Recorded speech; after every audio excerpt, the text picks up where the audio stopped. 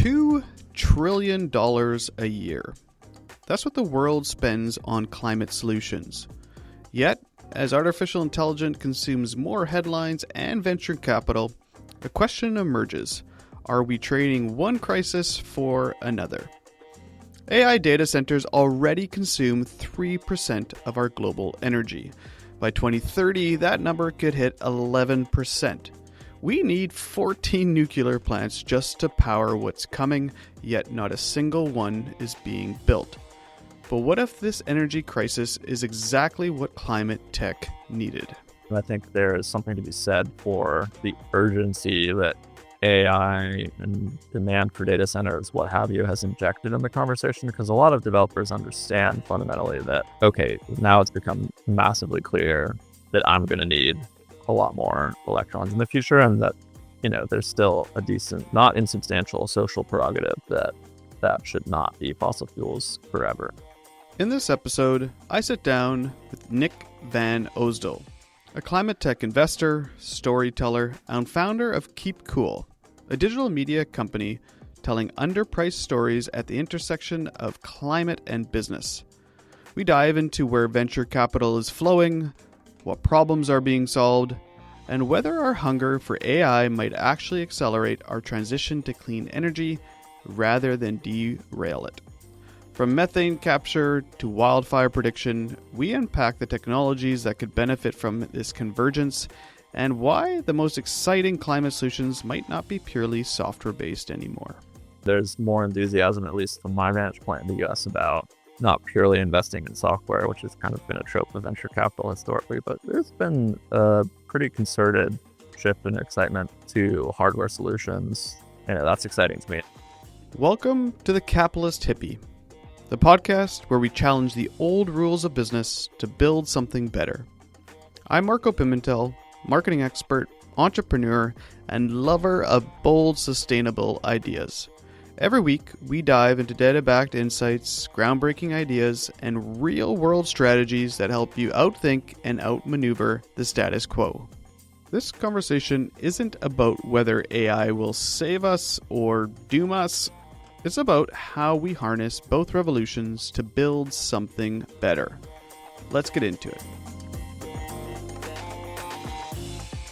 Nick, thank you so much for joining me. Excited to kind of get into AI today and climate tech, which you spend a lot of time in this area and understanding. There's this kind of the two camps of AI. One is that it's going to use just a crazy amount of energy. But then there's the other side that AI is going to solve all of our problems. It's going to solve all of the hard problems that we have with climate. And so before we really kind of get into that, what pulled you into this space, and what kind of got you interested into climate, understanding climate tech, and what brought you into this journey? Yeah, thanks first of all for having me and creating an opportunity to share a bit.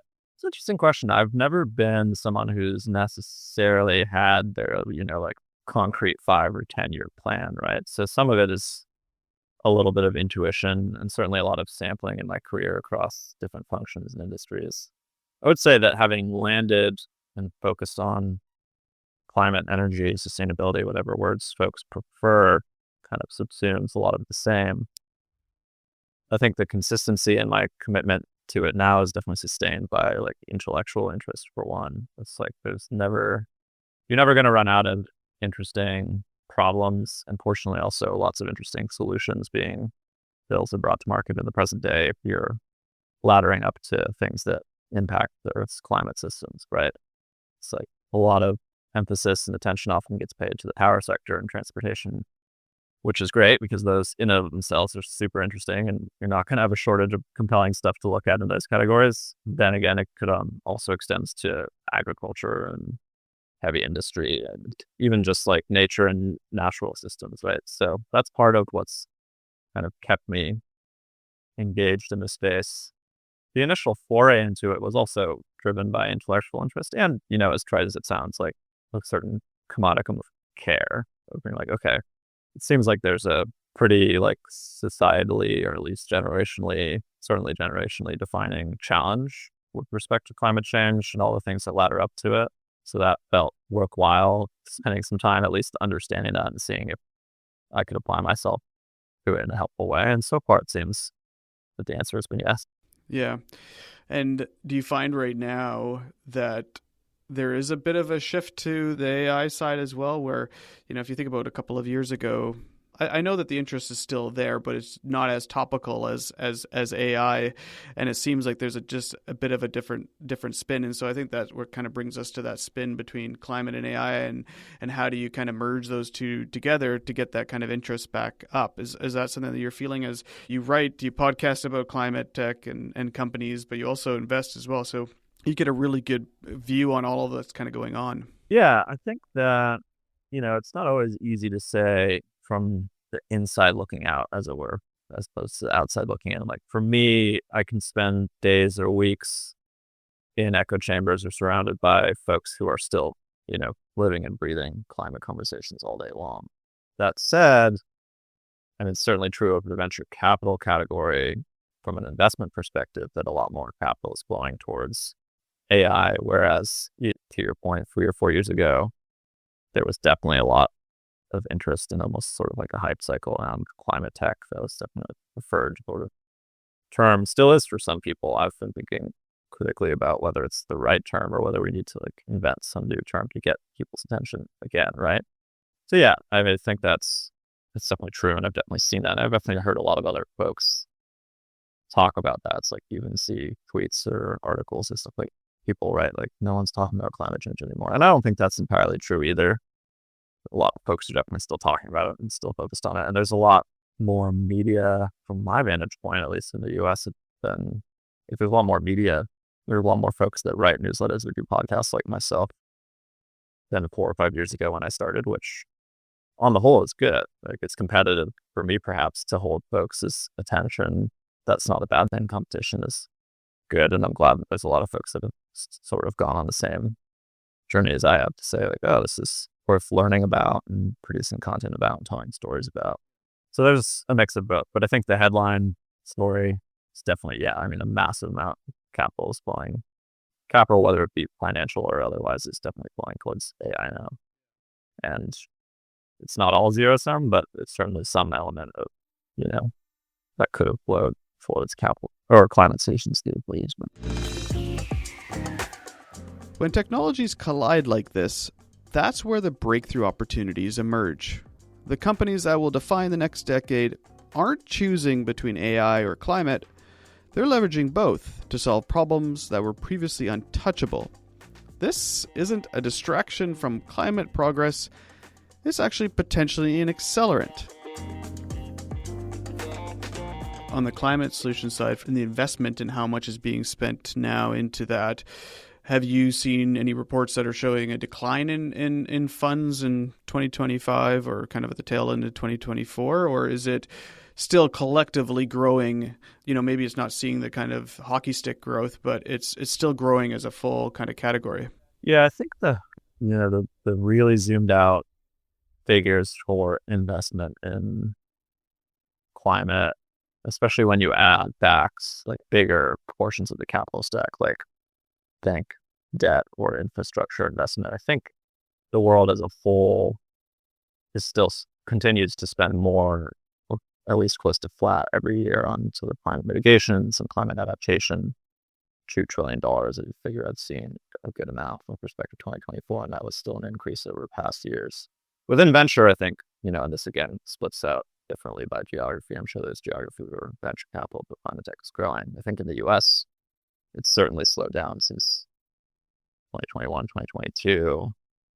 And it's definitely anecdotally, I think it's definitely been harder for folks to raise new funds. I mean, I know folks personally that had raised the first fund, couldn't raise the second one. You don't see that many announcements out of the US, especially for new large climate venture funds. There's a couple that fucked the trend. I know that Energized raised like a $430 million fund. I think it was the third.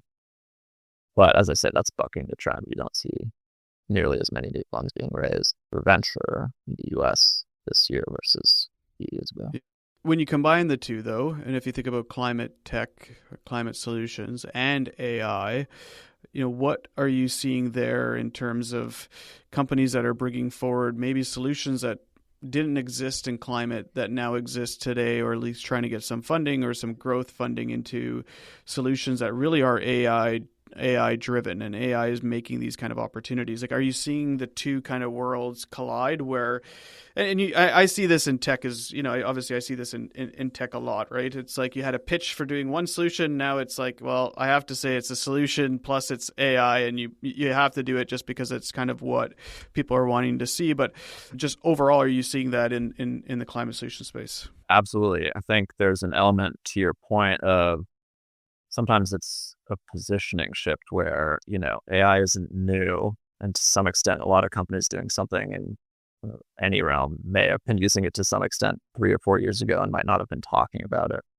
as much if, maybe the narrative was more about like emphasize climate and people weren't as quick to care or emphasize about AI. A really concrete example, though, I think we only need to look at Tesla's robotaxi as an example, right? Like they just launched their robotaxi service as we're recording it a few days ago over the weekend. It's been in development for a decade, probably longer.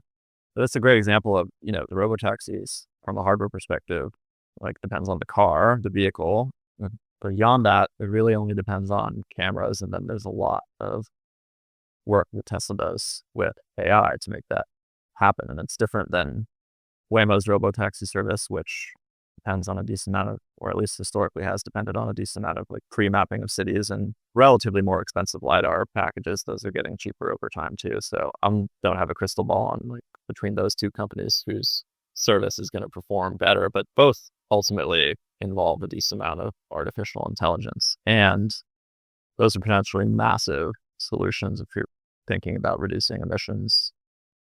It's like, light duty transportation on its own is probably one of the largest sources of oil demand globally. I'm talking about, 4-wheelers, 2-wheelers, and 3-wheelers, professional cars. And I think it's very tenable that within 10 or 15 years, the world will look extremely different. And in a lot of developed, especially urban environments, people will predominantly be taking all electric robotaxis. And that'll be great for emissions reductions purposes. It'll be great for safety. I mean, humans are kind of terrible drivers.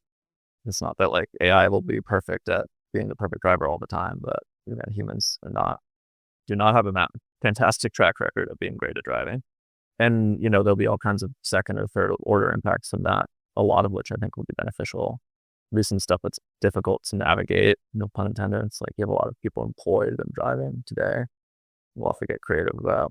There will come a time where if you kind of logically extend all this autonomy that AI will facilitate, there will probably come a time where we have to get creative about, a society where not everyone has to work. Perhaps, we're already at that point soon, but that's kind of second, third order.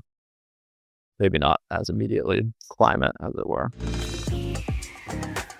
There's a pattern among climate solutions that actually work. They don't start with the climate pitch. They lead with better performance, convenience, or economics. Tesla isn't selling emissions reductions, they're selling a superior transportation experience that happens to be electric. The climate impact isn't the feature, it's the beneficial side effect of a fundamentally better product.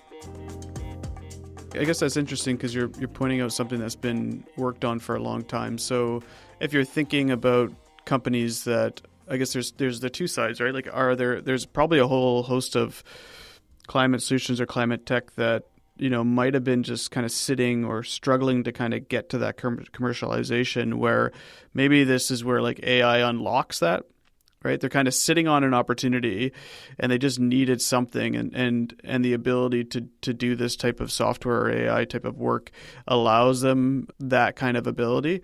But then I guess the other side is like there's a whole net new ideas, right? Like, is it going to be able to create new ideas, that things that we kind of haven't figured it out? And there's some conversations. I know Lower Carbon has a fusion fund, for example, and AI needs so much energy, like, is that going to be, in the near future because of AI and what they're able to do with energy, and, AI is also fueling the amount of energy that we need. So it just seems like there's anybody that's kind of touching the energy side or these kind of hard or trickier type of industries that maybe, compute power and AI can kind of open up that box, seems like a place that people are wanting to invest in. Yeah, and I don't doubt that they'll, even though I pulled an example that's been in development for a long time, it still took Tesla until 2025 to have the confidence to launch that. And to your point, there will certainly be net new applications, especially as, compute and AI becomes more available, more powerful, and people, for now, humans find new, unique applications for it. Maybe eventually it applies itself to new, unique applications, right? Like that idea might scare some people, but then could get into a philosophical question that's probably around like to what extent it becomes, truly creative in that regard, where it can direct itself to a new application set. It probably already is. Some people probably would argue that there are some artificial intelligences that are already at that level. But just as another example, we've seen from a practical venture capital perspective, we've seen a lot of relatively new companies thinking about, the siting of energy infrastructure.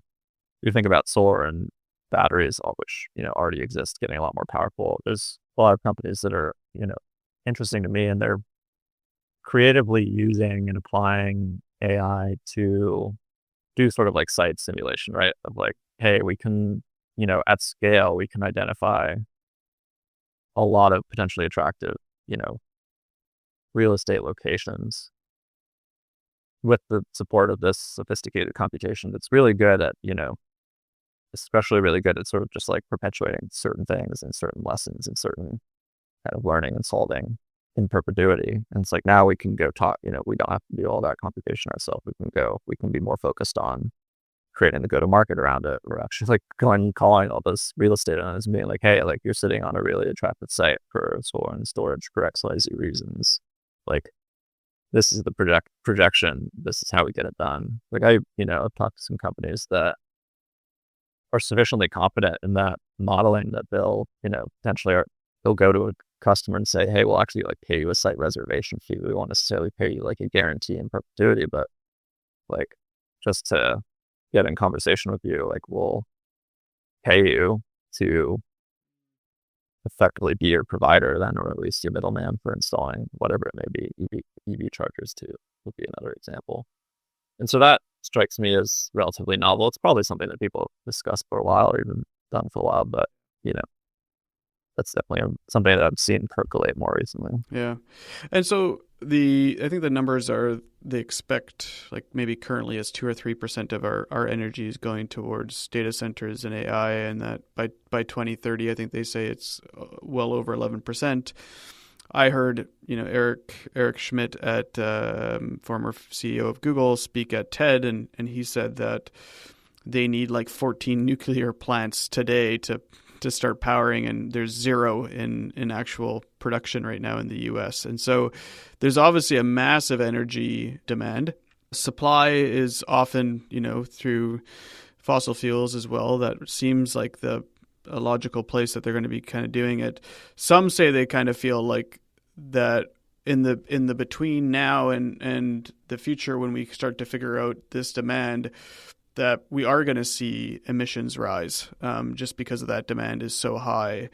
Are there examples right now where people are seeing like how to fix this energy need? Like, where is all this energy gonna come from? And I think the probably the bigger and the harder problem is we hope for awesome solutions in the future, but in this next kind of 10 years seems like a very, very hard place to think about our usage going down and trying to get this energy that we need. That's a great conversation. I think the concern is certainly justified, right? That you're going to see a lot of energy demand growth. And in the US, at least, we haven't experienced like dramatic demand growth in a while, and that we haven't necessarily certainly haven't grown supply of clean electricity at a rate that will dramatically decarbonize, right? Like I think the US has done a good job of slowly phasing out coal on the whole, like that's on its way. But it's definitely justifiable that people would be concerned that like, okay, the next 10, 20 years, like if you add this new load source, like we already weren't necessarily moving fast enough on reducing greenhouse gas emissions at the level that people would like to limit global warming to whatever, 1.5, 2 degrees C, what have you.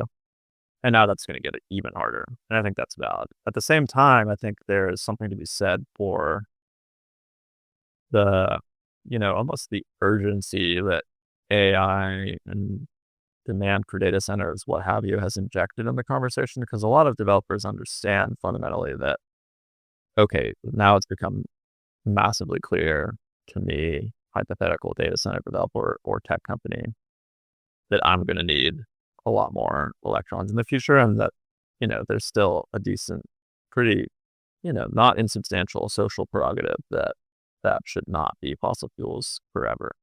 So I think that, we talked about how much money AI is attracting. Like no small part of that is also conscious of the fact that whether it's nuclear or fission or fusion or, solar and storage or what have you, that there'll be more demand for existing technologies, and that there's also validity in kind of searching out ways to make those technologies continuously better and potentially unlock even new generation or storage technologies. So I think that as a catalyst, like on the whole, if I had to weigh whether it's worth it, it's also not really up to me. And I think like we've kind of unlocked Pandora's box and we're going in that direction anyways. So that probably fuels part of my answer. But it's like, I think that I wouldn't necessarily say that it on like holistically, especially longer term, it's a bad thing. I think that on the whole, it's a catalyst for people like, no, we should kind of harken back to the original promise of nuclear fission that people were talking about in the 60s and 70s of like, let's make energy T2 per meter. Like that has not come to bear for all kinds of reasons. Maybe, people like humanity's demand for AI is kind of like maybe it's sort of like there's that demand that actually like unlocks that down the line. And it could be true for water too. Like AI uses a lot of waters. And then we have other folks of like, okay, well, we've been sort of stuck in a rut, tons of water supply in some capacities. We have to get more creative about that too. And so if climate change wasn't a sufficiently motivating factor to move fast enough, maybe humanity's appetite for AI tacked onto climate change helps. And I still agree with your point that like short term, it could exacerbate things, but we can take the longer term perspective of these things too, right? And say, like, all right, yeah, this might slow us down a bit of a J curve, right? In the next 5 to 10 years, but 15 or 20 years from now, we'll probably look back and be like, okay, well, yeah, that did slow us down, and eventually we solved some of the issues. This tension between AI's energy appetite and our climate goals isn't just a challenge, it's a market-creating mechanism. We've known how to generate clean energy at scale for decades. What we've lacked is the urgency to deploy it rapidly. This isn't about hoping for solutions, it's about recognizing the forcing function that makes them inevitable. You hope that the answer there is that all of this demand drives down energy costs to next to nothing because we're using all kind of, renewable sources that are just better and, why do what we're doing now, right?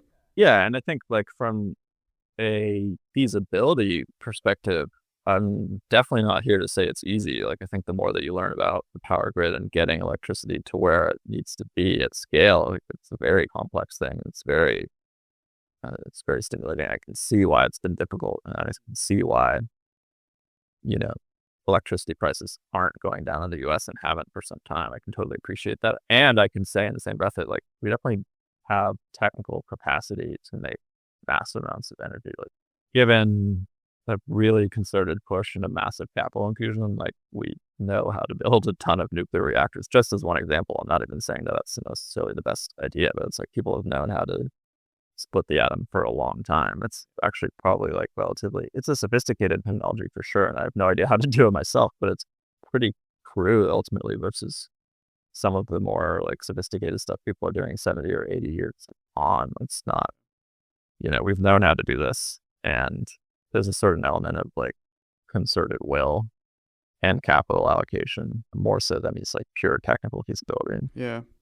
Well, and I guess switching gears into the investment side of things, what are some of the trends that you write about a lot of funding, early stage funding, later stage funding? Like, what are some of the trends that you are seeing, either large funds or small startups kind of getting funding for? Has that actually changed over the last few years with the influx of AI when it comes to kind of climate solutions, or is it still as in, is it more in energy? Is it more in, still continuing until just electrify everything? Is it like what are some of the kind of trends that you're seeing there? Yeah, I think there's a decent amount that hasn't changed dramatically in terms of like the sectoral focus. I think a lot of money is still allocated to businesses that are focused on solving challenges or delivering better services with respect to the power sector and transportation.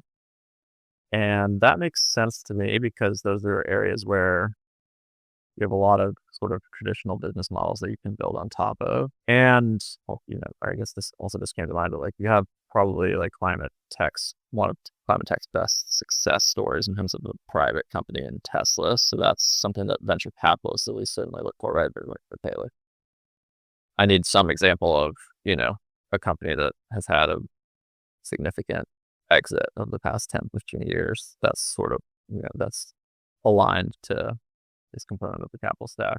And so in saying that, a lot of climate finance doesn't necessarily, or climate venture capital finance at least, doesn't historically or presently necessarily flow to solutions targeted at agriculture, as an example, or even like outside of carbon dioxide emissions, like methane has not gotten a massive amount of climate finance, even outside of venture capital historically, not even like in proportion to the amount of global warming that it drives or the opportunity there, in my perspective. So some of those things haven't changed dramatically, but yeah, to the point around our earlier conversation, I do think there's been change in so far. Like there's definitely been more interest in things that meaningfully have, a credible AI story. And at the same time, there's more enthusiasm, at least from my vantage point in the US, about not purely investing in software, which has kind of been a trope of venture capital historically, but there's been a pretty concerted shift in excitement to hardware solutions. And that's exciting to me. And I think that's cool, and TBD whether it's borne out as to whether that like pays investors back in the long term. But if you set that return question aside for a second, I think it's definitely worthwhile that, from a decarbonization or from the problem solving perspective, that folks have an appetite to invest in hardware solutions. Yeah. And that's an interesting one because that's obviously, investors love software because it's scaled and it's scaled at costs that were pretty feasible, and you can do a lot with a little in the beginning. With hardware, so it sounds like the appetite for builders is kind of back a little bit.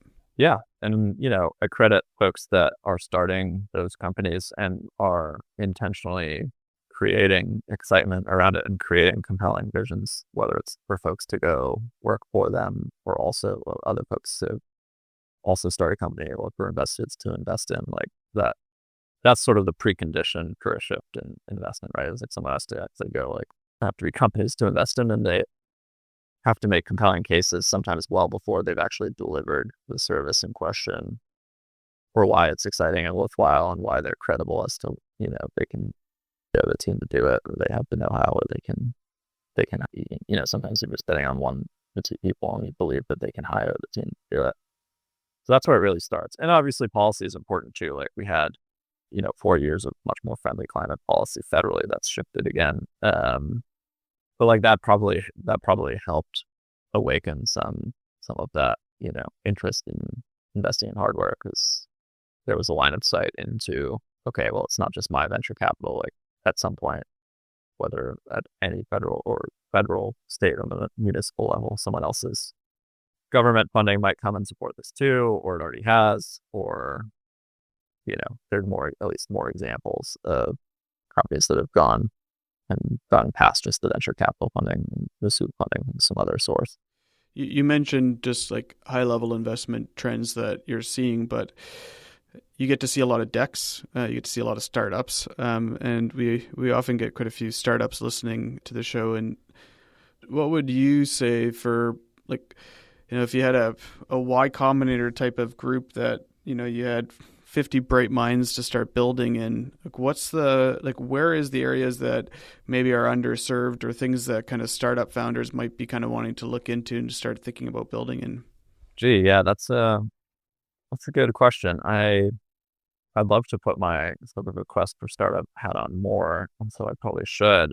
Well, as I indicated, and I've written a decent amount about this, like there's definitely opportunity in methane mitigation and also methane utilization, because methane ultimately is very different from carbon dioxide as both like an emissions challenge, but also as a molecule just in general. Methane is very valuable. It's the largest component of natural gas, which is, for many locations, certainly in the US, this is true. Like that's the largest, just as one example, it's the largest source of power generation in California, and still, as one example, very climate conscious state. So, it's easy for me to pair this, in abstract, that methane is a lot more valuable, like used on Earth in some capacity. It doesn't even have to be to generate power. There's lots of uses for methane. And even SpaceX uses it, liquid methane, for rocket fuel. There's many other ways to transform it. But yeah, just like it's a lot more valuable on Earth than in the atmosphere. We certainly need some of it in the atmosphere for it to be like a livable planet. And that's another interesting thing about methane, is like that's one of the things that 3 billion years ago probably contributed to the Earth having, an atmosphere that could support life. And at the same time, we have more than we need in the atmosphere right now. So, and there's already companies doing interesting stuff around, sometimes they're doing carbon dioxide removal they want to do carbon dioxide removal from the atmosphere and turn it directly into methane with combining it with hydrogen. But even just like taking methane emission sources and finding creative ways to prevent them and then actually utilize the methane, we've seen businesses do that. Interestingly, like Crusoe Energy is a good example of a company that started with flare mitigation, going to, oil fields and saying, like, instead of you burning off the excess methane that builds up in your oil infrastructure and maybe burning it at a success rate of 95%, we'll burn it in a generator at 99.9% efficiency and use that power. And I think they've shifted their business somewhat, or dramatically, meaningfully from those early days. I haven't exactly kept up with how they're positioning it now, but they were certainly successful in doing that. And there's probably a lot of other, scenarios in which you could propagate a similar business model. This methane opportunity reveals something fundamental about climate tech. The most compelling business models exist where waste and value intersect. It's not just about stopping emissions, it's about capturing value that's literally floating away. If you're building in this space, don't just look for environmental problems, look for resource inefficiencies. That's where you'll find business models that scale without requiring altruism for your customers or subsidies from governments. To bring it back to AI, I think there's innumerable potential use cases of that, right? Like, I don't know if someone's working on this, they may already be, but in terms of like using AI to build better models and better predictive models, something that I've kind of thought about on a whim a few weeks ago was like, I don't know if there's a good sort of database historically of how fires spread through cities, right? But that could be something interesting to look at, sort of the way one might look at like virology of how a disease spreads, and like, could you help fire departments be more targeted with where they literally go and try to intervene in like the first 40 or 45 minutes of a fire? I don't know if this is a good idea or not, but it struck me as interesting. It's like, if you have enough fire spread data that's geographically targeted, maybe there's lessons you can learn about, like, think about, a helicopter dumping water and other chemicals that are fire retardant. Like, maybe you can get more literally targeted with, if the fire broke out 75 minutes ago and we've mapped its spread so far, we can look at the historical spread and the current atmospheric and weather and wind conditions and be like, okay, this is where we actually need to like create more of a choke point, as it were. So that, random idea, I would be excited if someone were building that already, and if not, then. But, again, it's just an example of like, you can put yourself in these sort of frames of mind. The methane example was sort of like a wasted resource utilization that also has atmospheric benefits. The fire mapping, as it were, example is sort of like a predictive model that you also need like sensors and hardware, and you need ways to collect that data, right? So that there's applications in that for you. So you can take any of these sort of frames of mind and apply them in lots of different situations. Hopefully those are interesting to folks.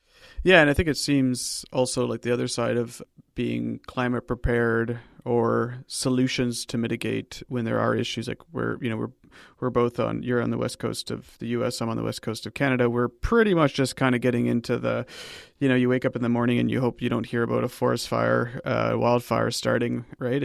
We're at that kind of edge right now. Canada's had already the largest fire season we've had in a long time because of the interior of of the country is pretty much largely on fire. They've suppressed it now, but there seems also like a lot of investment in that, right? Like, how do you stop fires? How do you mitigate this? How do you deal with risk here? How do you have more umbrellas at your house? How do you have more of AC at your house? How do you have, sun shirts? How do like all of those type of things seem also like some investment is kind of going into those spaces as well.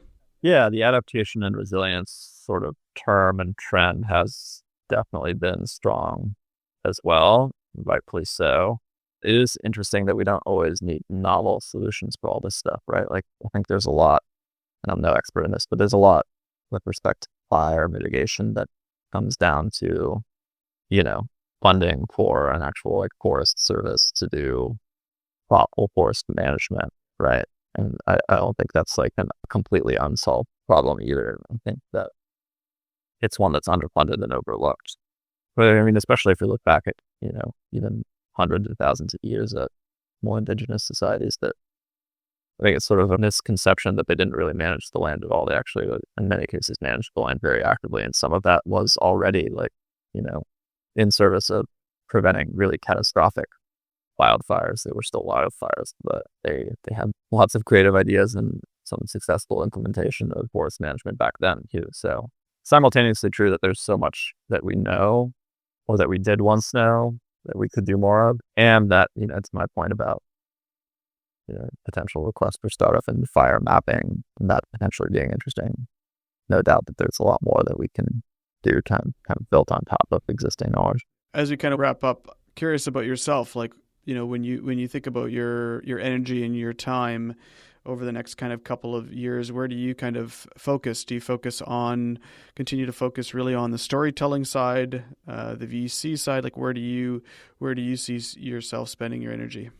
Yeah, that's a great question. I don't have a perfect answer for you right now. I've created more optionality over the past 6 months to a year, to the point where I'm in a position to A, think critically about where I want to direct my energy, and B, definitely have the capacity to potentially do something new or build on top of what I'm already doing. I think I'm very fortunate in regard to the venture work that I do, that it's part-time and that I have it. Like, I've been doing it for a little more than a year now, and I've always sort of skirted around the venture capital industry, but I haven't done it hands-on. And so there's a lot of learning that you do when you're actually allocating capital that you're not getting when you don't necessarily actually have that actual skin in the game. That said, yeah, I mean, I've been thinking about that question a lot, and I don't have a firm answer, but I think at some point I would like to go and operate and actually like work for a company in, it could be in any of the things that we talk about. But I think there's a lot of transferability between storytelling that I've done for a while, both the newsletter and podcast and other formats. I think there's a good amount of transferability between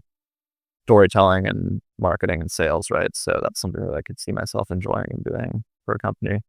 And, I would be open to and interested in operating in other capacities. I've done sort of more finance and more even like sales operations related stuff in the past. So probably like a hybrid combination of those things. But yeah, it's probably good for folks leading companies to know that I have my kind of hand up, half raised in that regard. I'm certainly like available to be convinced. But it's been good to spend the past, the initial years of my immersion in this space, mostly sort of learning and being pretty broad and being able to hop from thing to thing and go a little bit deep for 6 months or a year or less time, and then zoom out again and approach something different. Because then we do invariably see some sort of or at least you put together a bit of better mosaic of kind of the comprehensive picture. Well, it's quite an interesting space too, where I've never seen such a group of individuals working on something where there's lots of spaces, and I guess what I say by this is that they balance kind of the purpose and profit at the same time. They're trying to grow in the market, and as they grow in the market, they are doing well as a business, but then you get to work also on a place that's changing outcomes and lots of purpose as well. So it makes a lot of sense why you might want to gravitate towards that. Yeah, I think it's great for folks like myself and many others. I think that the purpose quotient gets hit. I do sometimes wonder whether, in order to attract truly like the best and most sort of, the best, it's difficult to define best. I should say it differently. To like attract the most intelligent, be it engineers or just people generally, whether purpose is always like the best for that. Because I think that, I don't know, I have this impression that like truly the most savantish people still flow into fields like physics and chess even. And I don't know if that's like inherently something that needs changing. And I'm not saying that there aren't incredibly intelligent people in climate and energy. There certainly are. But I wonder about that a tiny bit sometimes. And like the purpose quotient is definitely great at attracting a certain kind of individual. I'll say it's not always necessary to attract, or potentially even the best to attract a different kind of individual. Like some folks are income motivated, and I'm not suggesting that be the only focus either, but I think some folks are also like purely intellectually like hard problem motivated, and maybe that's the reframe that I'm talking around and trying to get at, is like I think climate is that too and should be presented as such. So I don't think it should be like purely tugging on heartstrings, right? I think we should also communicate to people that just like genuinely want to be in the most like creative in the field that has like the biggest and most intellectually stimulating problems to solve. Like that's also satisfied here. And like if you want to do that, and you might otherwise like go become the world's 10th best like chess player, you could apply some of that knowledge in climate to it. This distinction matters tremendously for the future of climate innovation. Too often, the narrative has leaned on purpose alone, overlooking that exceptional talent is drawn to intellectual challenge and complexity first. Climate tech carries both the moral urgency of decarbonization and the technical depth of some of the hardest problems in the world. The companies that win the talent race will be the ones that highlight that dual appeal. Not only the chance to do good, but the chance to do work that pushes the limits of science, engineering, and imagination. I think the first thing you said was generational, right? It's this generational change, and to be able to be working on the hard problems and the technical problems as well is super fascinating for people. And I'd say the same thing of creativity too. I wouldn't try to convince someone not to go be an artist or a creative writer or what have you, or artist in any medium. But I think a lot of that is super welcome in climate too. Like we have a lot of, as I've mentioned many times, we have a lot of existing knowledge and existing solutions that can and should be extrapolated out times infinity. And I think there's a lot of room to get really creative about a lot of them. Or even just, if you're a storyteller, come tell the story differently, because ostensibly I think climate communications, I'm probably a bit hard on them at times historically, because I think we have moved from a world that was probably on track for 5 degrees of warming to the world that's on track for 2.7 or 3 or what have you. So it's probably not right to say it hasn't been successful, but I don't think we've really nailed how to tell the story either, so that's also super welcome.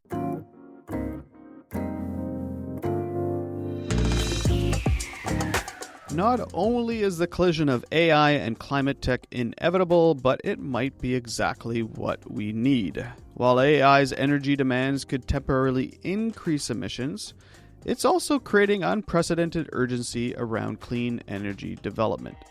That urgency is driving investment, innovation, and a renewed focus on hardware solutions that venture capital has historically avoided. Nick's perspective reminds us that sometimes we need a crisis to break through complacency. The appetite for AI might finally deliver on the decades-old promise of energy too cheap to meter, not because we suddenly care more about the planet, but because our algorithms demand it. Moments like this remind us that when paired, technology and human ingenuity can turn our biggest challenges into breakthroughs. Thanks for listening to the Capitalist Hippie. If you enjoyed this episode, share it with someone who's thinking about our energy future. Talk soon.